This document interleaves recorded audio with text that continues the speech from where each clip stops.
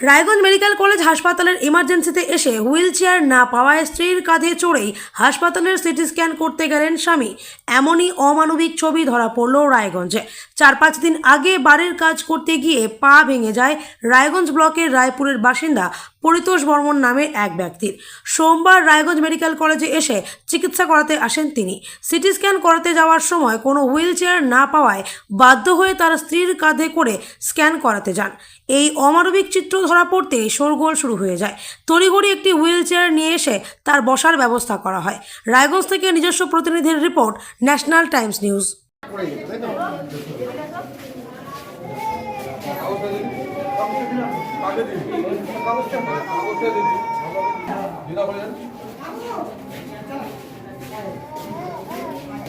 আমার নাম সলিতা বর্মা। আজকে কি হয়েছে? আসছি আইসে মনে করি যে টিকিট করলো, মেম্বারের টিকিট কাটে দিল, ওটা পেয়েছি। তারপরে হুইল চেয়ারের ব্যবস্থা করে দিবে বলো কি বৌদি আপনি ওখানে থাকেন, আমি ব্যবস্থা করে দিচ্ছি। পরে দেখছি নাই, কোনো ব্যবস্থা নাই। গেটটাতে আবার টোটোটাও থাকতে দিবে না, বলছে দূরে রাখেন দূরে রাখেন। তো রুগীটা নামাবো, তারপর তো টোটোটা যাবে, কোনো কথাই শুনে না। ওখানে আমি তো পড়াশোনা জানি না, কাউকে কি বলবো।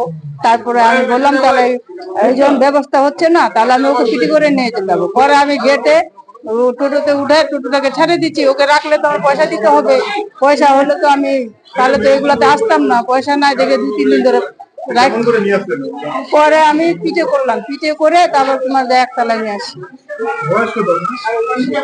আমার 40, ওনার 50-52। আর কি করবো, উপায় নাই, যার টাকা নাই তার দুনিয়া কেউ নাই।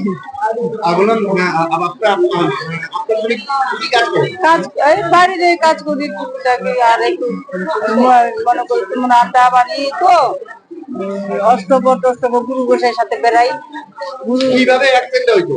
এটা হচ্ছে একটা সরকারি ঘর পেয়েছি, তো ঘরটা পুরানা, ঘরটা ভাঙবো, মিস্ত্রি আসছে। তো আবার জন্য যে উঠলো, ওই দিন কোনোদিন উঠে না, নামাচ্ছে তো আমিও যাই। এবারে উঠছে, উঠে সাথে সাথে এই 4-5 দিন হুইল চেয়ারটা। পরে তোমার ওই যে মেম্বারে ফোন করে দিয়ে আপনাদের সাথে হয়তো যোগাযোগ করেছে, ওই জন্য আপনারাই সাহায্য করেন। আপনাদের কোথায় বাড়ি? রায়পুরে। পরিতোষ বর্মন। পরিতোষ বর্মন। কোথায় বাড়ি? বাড়ি রায়পুরে। কি হয়েছে আজকে? আজকে আমার কয়েকদিন আগে চাল থেকে পড়ে গেছি, তো আজকে হসপিটালে আনলো।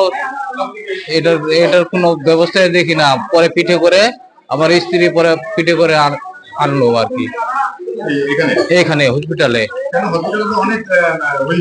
না, একটাও নাই চেয়ার। ওই যে পিঠে করে পরে আনলো আমার স্ত্রী। কি বলবেন? মানে এরকম একটা ঘটনা, আপনি এত বড় হসপিটালে আসছেন। হ্যাঁ, ওইটাই তো বলছি, এত বড় হসপিটাল, একটা হুইল চেয়ার নাই।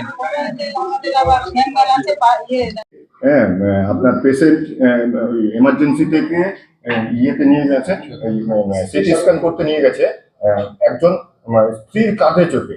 বিষয়টা কিভাবে দেখছি? হুইল চেয়ার সাফিসিয়েন্ট আছে, একটু ধৈর্য ধরে ওয়েট করলেই নিশ্চয়ই পাওয়া যেত। এরকম একটা বিরল দৃশ্য কিন্তু আপনার হসপিটালে দেখতে পেলাম আজকে। আমরা আবার দেখবো হুইল চেয়ার সাফিসিয়েন্ট স্টক করার ব্যবস্থা করব, কিন্তু হুইল চেয়ার এবং স্ট্রেচার ট্রলি সবসময় অ্যাভেলেবেল থাকে এমার্জেন্সি ওয়ার্ডের সামনে।